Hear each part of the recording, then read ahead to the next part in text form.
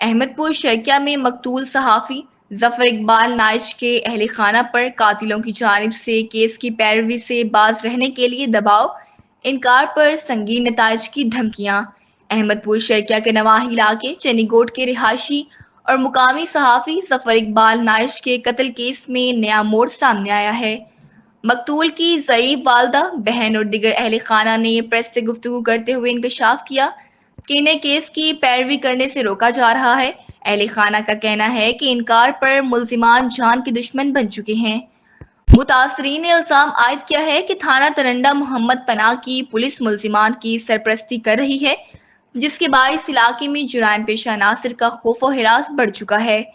متاثرہ خاندان نے یہ بھی دعویٰ کیا کہ نامزد ملزمان کا تعلق کراچی میں ہونے والے متعدد ٹارگٹ کلنگز اور کچے کے ڈاکوؤں سے ہے۔ انہوں نے اعلیٰ حکام سے فوری نوٹس لینے اور قاتلوں کی جلد گرفتاری کا مطالبہ کیا۔ اس موقع پر مختلف سیاسی، سماجی اور صحافتی تنظیموں نے بھی ظفر اقبال نائش کے قاتلوں کو جلد از جلد کیفر کردار تک پہنچانے کا مطالبہ کیا ہے۔